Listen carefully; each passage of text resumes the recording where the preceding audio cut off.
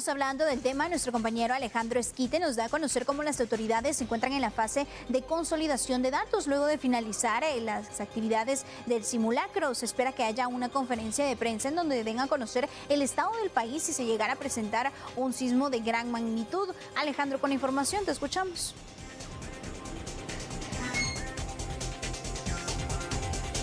Buenas tardes, Ligia. Efectivamente, en esta fase de consolidación, como tú mencionas, el sistema con red a nivel nacional está pues recabando los datos de los 22 departamentos del país en este escenario crítico que pues se está ensayando para determinar cómo responderían las instituciones a un evento sísmico, algo que no se puede predecir. Sin embargo, el que Guatemala es altamente sensible por su ubicación geográfica sobre al menos la convergencia de 3 placas tectónicas de la Tierra, pero precisamente en el marco de las actividades ya han concluido las acciones operativas de este sexto macrosimulacro que se tiene registrado, y está con nosotros Víctor Gómez, portavoz de Bomberos Voluntarios, quienes ustedes jugaron un rol importante precisamente para la demostración de rescate, recuperación y sobre todo el salvamento de vidas, que es lo más importante en estas acciones. Bienvenido.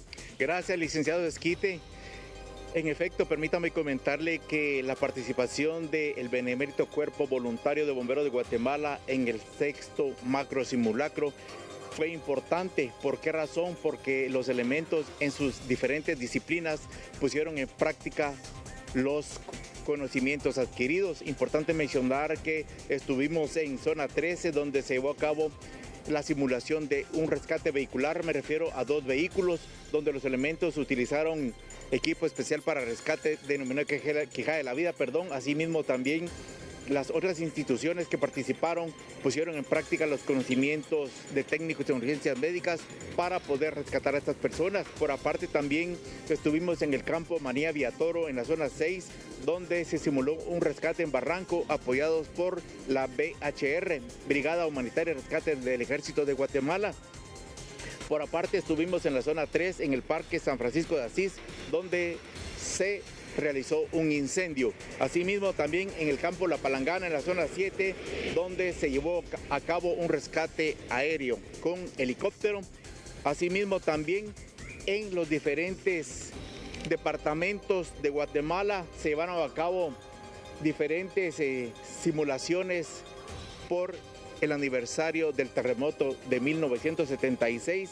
Me refiero que en Esquipulas, Chiquimula, se llevó a cabo un simulacro, en la antigua Guatemala, Zumpango, Zacatepeques, los encuentros Sololá, asimismo Totonicapán, Mazatenango, Villacanales, donde también se simuló un rescate aéreo en una laguna donde los elementos a cierta altura quedó el helicóptero, donde ellos se tiraron a la misma para efectuar el rescate acuático, licenciado Esquite. Muy bien, este es parte del resumen, oficial Gómez, de lo que se ha ensayado, en donde se han puesto prácticas en un escenario real. Las personas muchas veces se preguntan por qué se realiza este tipo de prácticas, de simulacros, porque pues en algún momento nosotros como medios de comunicación trasladamos la información, pero tratamos de hacer o recordarle a las personas que todo se trata de un simulacro, pero hay quienes se asustan realmente cuando pasan este tipo de simulacros o al momento de practicar en ellos, aunque saben que es un ensayo, normalmente se ponen nerviosos, y es también ustedes la asistencia que dan, por ejemplo,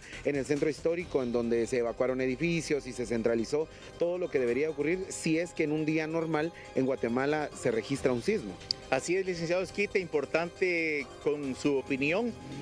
Y déjenme comentarle que al call center del 122 de Bomberos Voluntarios, en base a la simulación de este simulacro, ingresaron cientos de llamadas indicando que qué estaba pasando en la ciudad y en los departamentos, por lo que los elementos bajo el mando del oficial Byron Juárez indicaban a las personas qué estaba sucediendo y que no se asustaran, y se les indicó que era un simulacro donde se ponía en práctica tanto los conocimientos de bomberos voluntarios como otras instituciones que participaron, asimismo como el comportamiento de la ciudadanía en general. Esto para no alterar es decir, recargar las líneas telefónicas, que también es importante en un evento real, licenciado Esquite.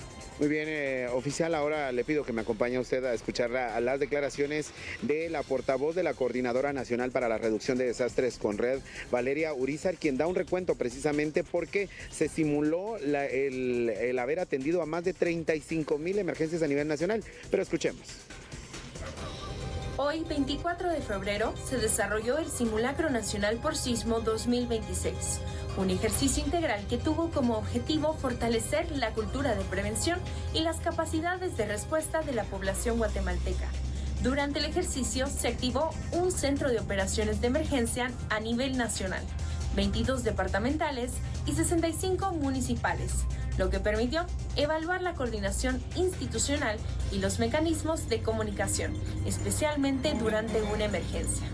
En este ejercicio, ante los sismos registrados en el simulacro, se reportó una cantidad de 35.562 emergencias atendidas por el sistema Conred.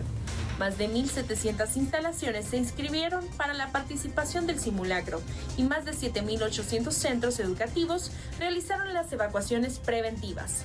Reiteramos nuestro compromiso con la seguridad y el bienestar de la población guatemalteca, recordando que la prevención es tarea de todos.